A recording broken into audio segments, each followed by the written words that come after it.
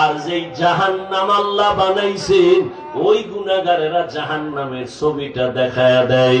ও আল্লাহর বান্দা, তুমি আমি তো মানুষের কাতারেই নাই। যারা মানুষ, ওই যে আবু বকরের কথা বলতেছিলাম, রহমতের নবী, যার কোনো গুনাহ নাই, তিনিও কান্না করতেছেন আল্লাহর আদালতের হালাতের কথা চিন্তা করিয়া। আম্মা জান আয়েশা রাদিয়াল্লাহু আনহা বলেন, নবীজিকে আমি জিজ্ঞাসা করলাম, নবী আমার রুমে বৈশা কাঁদেন কেন? নবী বলেন, ও আয়েশা, হাসরের ময়দানে আমার উম্মতের কি উপায় হবে এই চিন্তায় আমি কান্না করতেছি। আম্মাজান বলেন, ও নবী, হাসরের মাঠটা কেমন হবে? নবী বলেন, আয়েশা, এই জমিনটা হবে কিয়ামতের মাঠ, আরাফার ময়দান হবে আল্লাহর বিচারালয়, আদালত। এই দুনিয়ায় তো বড় বড় মাস্তান তো চলে গেল, আল্লাহর কোরআনের একটা ভুল বের করতে পারে নাই।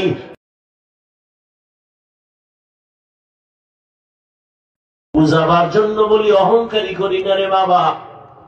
বলো আমরা কত নিচে নামছি, তুমি বলতে পারবা না, সেই শক্তি তোমার জবানে নাই, অন্তরে নাই। আমি বলি, শুনো, কেউ কাঁদতেছে পাইয়াও সব হারাইছি, আর একদল কান্দে পাইয়াও ভাই না।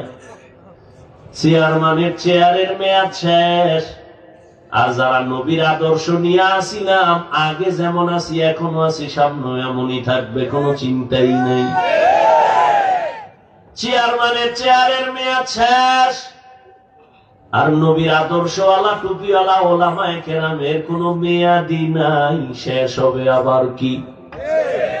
এই সম্মান কে দিছেন? টাকা দিয়া সম্মান কিনলে ফুলের মালার পরে আবার জুতার মালা। আর আমার মাওলায় যারে সম্মান দেয়, ওই বান্দার সম্মানে দুনিয়াতেও বাদশাহ, পরকালেও বাদশাহ। হে খোদা দয়াময় রব্বুল আলামিন,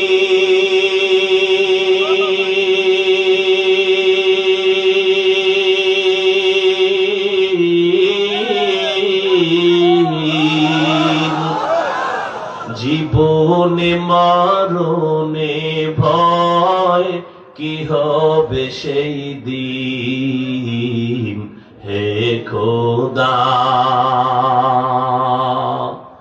ধরাতে আসিয়া আজি বড়ই অসহায়,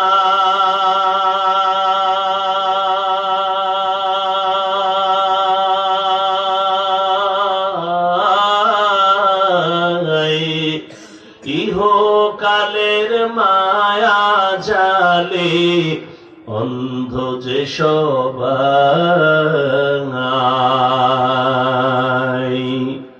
দাও হেদায়াত মুক্তি দাতা গফুরুর রহিম,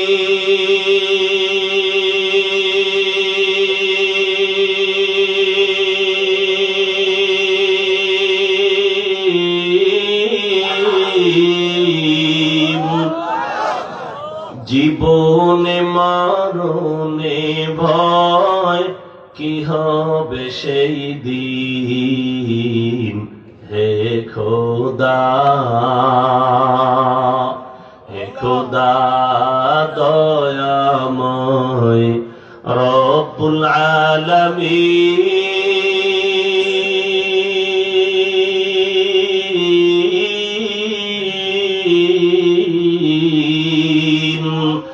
জীবনে মরণে ভয় কি হবে সেই দিন, হে খোদা। এই চিন্তা করতে করতে আবু বকর জীবন কাটায় দিলেন, মরণে আমার কি উপায় হবে। পরশুদিন হাদিস দেখলাম, রহমতের নবী ইস্তেনজায় ঢুকছেন। ইস্তেনজা চিনেননি? এও তো অনেকে চিনেন, বাংলায় খাওয়া লাগবো না। রহমতের নবী হাজত ছাড়তে ঢুকলেন, বাথরুমে গেলেন। নবী বাথরুম থেকে বের হইয়া দ্রুত তায়াম্মুম করতেছেন, মাটি দিয়া। কি করেন? তায়াম্মুম করতেছেন রহমতের নবী। সাহাবী ডাক দিয়া বলেন, ইয়া রাসূলুল্লাহ, ওই যে পানি দেখা যায়, পানি দেখলে তো তায়াম্মুমের আর দরকার কি? ওখানে যাইয়া ওযু করে নিবেন। রহমতের নবী বলে, রে সাহাবী, আমি যে বাথরুম থেকে বের হইছি, ওই পানি পর্যন্ত যাওয়ার আমার কোনো গ্যারান্টি নাই। আমি এই জন্য তাড়াতাড়ি অজু বানাবো, পানি পাবো, তারপরে অজু বানাবো। ওই পর্যন্ত পৌঁছতে পারবো কিনা গ্যারান্টি নাই। এর মধ্যে না জানি আবার আজরাইল এসে হাজির হয়ে যায়। আজরাইল যদি আইসা হাজির হয়, আমার তো আর পানি পর্যন্ত যাওয়ার সুযোগ হবে না। চোখের সামনে দেখো লাশ আর লাশ। জানাজা পড়লি, লাশ কবরে দাফন করলি, আর পরও নিজের লাশের চিন্তা করলি না। কত মা সন্তান হারায় কাঁদে, আমারে কে আম্মু বলে আর ডাক দিবে? মা সন্তান হারায় কাঁদে, আমি কাকে আম্মু বলে ডাক দিব? এরে আল্লাহর বান্দা, ভাই ভাই হারায় কান্না করতেছে, স্ত্রী স্বামী হারায় কাঁদে, স্বামী স্ত্রী হারায় কাঁদে। ও আল্লাহর বান্দা, এই কান্না তো তুমি কাঁদো না, তবে লেখা রাখো তোমার ঘরেও কিন্তু কান্না আসতেছে। এমন কান্না শুরু হবে, আর কান্না শেষ হবে না। ও আল্লাহর বান্দারা, এত বয়ান জানো, শুনো, এরপরও কেন মানো না রে বাবা? এর একমাত্র কারণ, আমার মালিকের দরবারে যে যাওয়া লাগবে, দাঁড়ানো লাগবে, হিসাব দেওয়া লাগবে, সে চিন্তাই নাই। এই চিন্তায় যারে ধইরা ফেলাইছে, ওই বান্দার দিকে তাকাইলি দেখবা চোখের কোঠায় পানি। কিও ভাই, তোমার চোখে পানি কেন? বলে, আমি মালিকের আদালতে কেমনে দাঁড়াইয়া জবাব দিব? রহমতের নবী আম্মা জান আয়েশার হুজরায় ঘুমায়। হঠাৎ নবী বলেন, আমি যদি ঘুমাই, আমার চোখ বন্ধ থাকলে আমার অন্তর ঘুমায় না। হঠাৎ আমি কানের মধ্যে শুনি, কে জানো আমার মাথার পাশে মসজিদে নববীতে কান্না করে রাতের গভীর। আমি উঠলাম, উঠা আমি বের হইয়া তাকায় দেখি রাতের গভীরে নামাজে দাঁড়ায়া কে কান্না করে? দুনিয়ার কোন সাধারণ কেউ না, আমার কলিজার সাহাবী, জান্নাতের 1 নাম্বার সার্টিফিকেটধারী সাহাবী আবু বকর নামাজে দাঁড়ায় দাঁড়ায় কান্না করতেছি। আমি নবী পেছনে অপেক্ষা করতেছিলাম।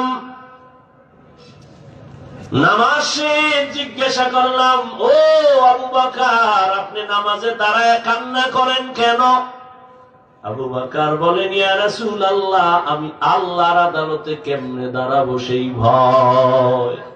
হর কে দারত খৌফে হক দর দিল মদম, জন্নতুল মাওয়া দেহত রামাকাম, জুজবা হক চি জে মখাজ ইনসুজা ফজলে উআ মস্তে দর জুমলা জাহা।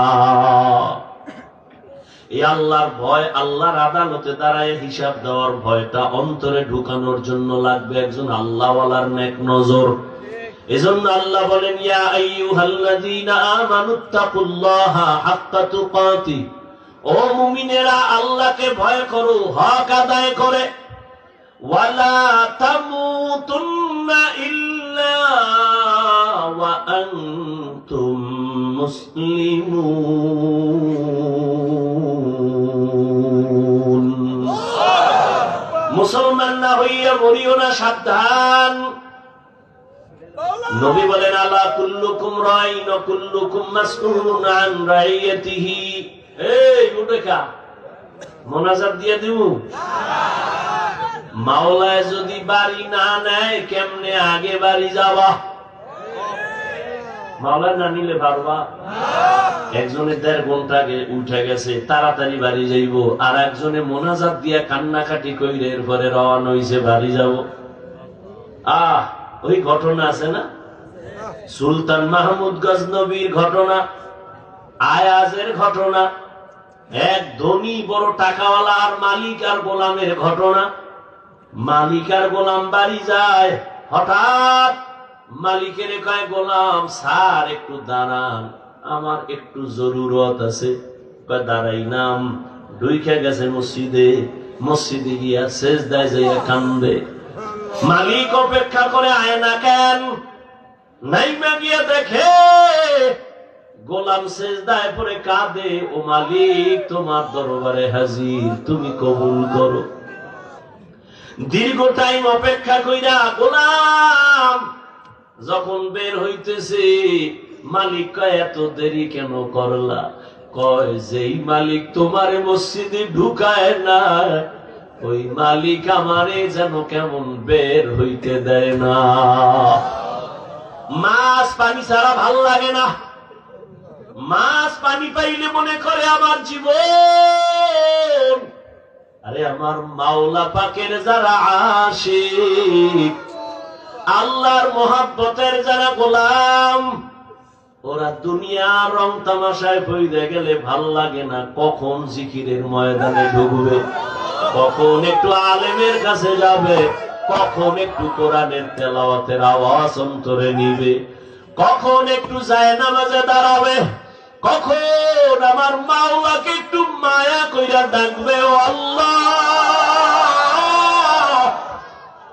আরে আমার মাওলারে ডাকলেই তো বান্দা এত খুশি, আল্লাহর মোহাব্বত অন্তরে জমা হয়ে যায়। হানজালা নবীর সাহাবী, ঘটনা আপনারা নাম শুনছেন। হানজালা রহমতের নবীর বড় আশিক। একদিন রাস্তায় হাঁটে আর ঘুরে আর কয়, না ফাকা হানজালা, না ফাকা হানজালা, আমি হানজালা মুনাফিক হয়ে গেছি, মুনাফিক। ঘুরতে ঘুরতে দেখা ওমরের সাথে। এই হানজালা, কি চিল্লাও কেন? আমি মুনাফিক হয়ে গেছি। কয় কেন? কয় আমি নবীর কাছে যখন থাকি তখন আমার অন্তর এমন যে আমি আর কোন দুনিয়ায় নাই, এখন আমি আমার মালিকের নজরে বসে আছি, দরবারের রেসানাতের সামনে আছি। এখন আমার ছেলের চিন্তা নাই, মেয়ের চিন্তা নাই, বাড়ির চিন্তা নাই, গাড়ির চিন্তা নাই, টাকা চিন্তা নাই, ক্ষমতার চিন্তা নাই। এখন আমার চিন্তা, আমি একজনারে পাইছি, আমার নবী। আমি এই নবীর হাত ধরে আমার মালিকের একটু কেমনে দেখবো, যেই নবীর চেহারা এত সুন্দর, একটা নজর নবীর চেহারা দিয়ে তাকাইলে পেটের ক্ষুধা থাকে না। মায়ার নবী এত সুন্দর, আমার মাওলায়ের এত সুন্দর কইরা বানাইছেন, ওই মালিক আমার আল্লাহ না জানি কত সুন্দর। এত সুন্দর আসমান যিনি বানাইছেন তিনি কত সুন্দর, এত সুন্দর কণ্ঠ যিনি দান করছেন তিনি না জানি কত সুন্দর, এত সুন্দর রঙের ফুল বাগান সাজাইছেন তিনি কত সুন্দর। ওরে যারা মাওলার আশিক, ওরা ভাবে আর খুঁজে আমার মালিক, আমার আল্লাহরে আমি তো এখনো পাইলাম না। ফুলের ঘেরান পাইলাম, কে বানাইলেন তারে তো পাইলাম না। ওরে আল্লাহর মোহাব্বত যার অন্তরে জমা হয়ে গেছে, সে একবার আমার মাওলারে দেখার জন্য পাগল। হানজালা বলে, আমি নবীর দরবারে থাকলে আমার অন্তর থাকে একরকম, আমি নবীর দরবারের বাইরে গেলে তখন আবার অন্তর দুনিয়ামুখী হয়ে যায়। আমার ছেলে, আমার বাড়ি, আমার গাড়ি, আমার টাকা, আমার পয়সা, আমার ক্ষমতা, আমার চেয়ার, এই সব আমার অন্তর আইসা জমা হয়, আমি মুনাফিক হয়ে গেছি। ওমর কয় তো এই অবস্থা তো আমারও হয়, নবীর দরবারে থাকলে দুনিয়ার কোনো চিন্তা নাই, আবার যখন নবীর দরবার থেকে বাইর হইয়া যায় তখন আবার দুনিয়া আমারে পেয়ে ফেলে, দুনিয়া দুনিয়া আমাকে গ্রাস করে ফেলে, দুনিয়ার চিন্তা, ছেলের চিন্তা, মেয়ের চিন্তা আমাকে গ্রাস করে ফেলে। এবার কথা চলো নবীর দরবারে চলো, সমাধান নেই। দুজনে যায়, মুনাফিক হয়ে গেছে। ওমর কয় আমি মুনাফিক হয়ে গেছি, হানজালাও কয় আমি মুনাফিক হয়ে গেছি। হঠাৎ আবু বকর সিদ্দিক রাদিয়াল্লাহু তাআলা আনহুর সামনে দাঁড়ানো। এই ওমর তুমি চিল্লাও কেন? কয় মুনাফিক হয়ে গেছি। হানজালাও কয় মুনাফিক হয়ে গেছি। কারণটা কি? বলে এই কারণ, নবীজির দরবারে যখন থাকি মনে হয় যেন দুনিয়াতে আমার আর কিছু নেই, নবী আমার কলিজা, আমি নবীর হাত লাগাই আমার মালিক আল্লাহর সঙ্গে মোলাকাত করব। কিন্তু নবীর দরওয়াজা থেকে বের হইলে তখন আবার ঢুইকে যায় ছেলে মেয়ে স্ত্রী পরিবার দুনিয়ার চিন্তা। আবু বকর কয় অবস্থা তো আমারও, মনে হয় আমিও মুনাফিক হয়ে গেছি, আমার মাওলার ভয়। আর তুমি নামাজে দাঁড়াইয়াও দোকান নিয়ে ভাবো, নামাজে দাঁড়াইয়াও ছেলের চিন্তা, মেয়ের চিন্তা, ঘরের চিন্তা, ক্ষমতার চিন্তা।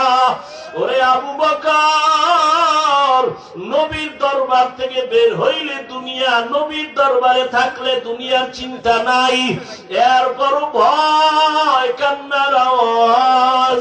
আর তোমার আমার তো নামাজের মধ্যেও দুনিয়া ঢুকানো, জিকিরের মধ্যেও দুনিয়া ঢুকানো, তোমার আমার চোখে পানিও নাই, কোনো আফসোসও নাই রে বাবা। নবীর দরবারে গেলেন, রহমতের নবী বলেন এমন যদি তোমাদের হয় আর ভয় লাগে, এটাই তোমাদের ঈমান যে শুদ্ধ পরিপক্ক, এটাই তার প্রমাণ, তোমাদের ঈমানে কোনো ভেজাল নাই। এরে নবীর আশিক ইব্রাহিম ইবনে আদহাম পাগলের মতো হয়ে গেল, কে আমাকে বোকা বলল?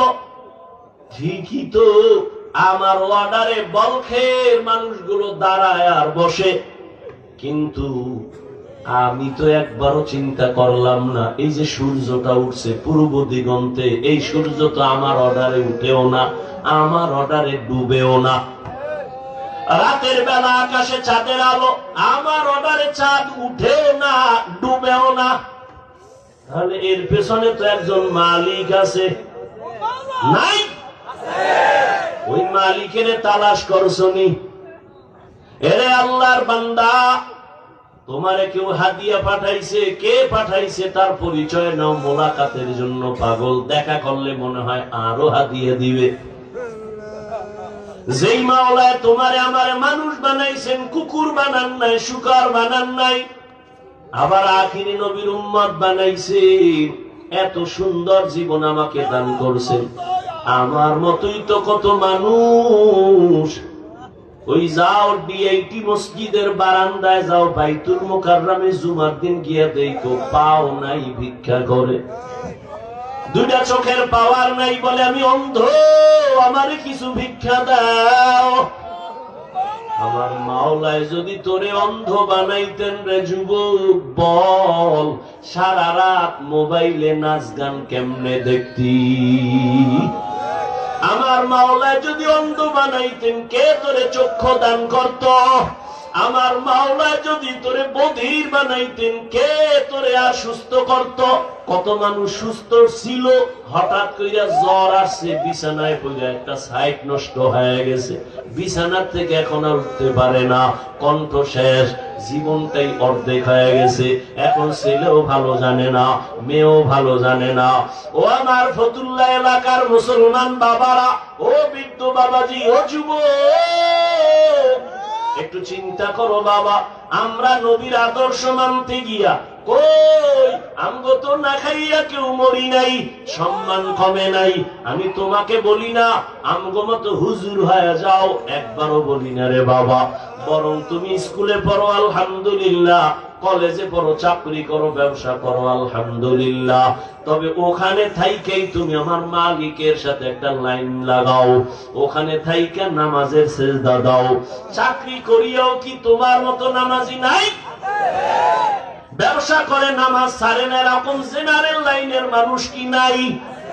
তোমার মতো যুবক রাস্তায় গাড়ি চালায়, এক বেলার নামাজও ছাড়ে না, দাড়িও কাটে না। বলো বাবা তুমি কেন পারো না?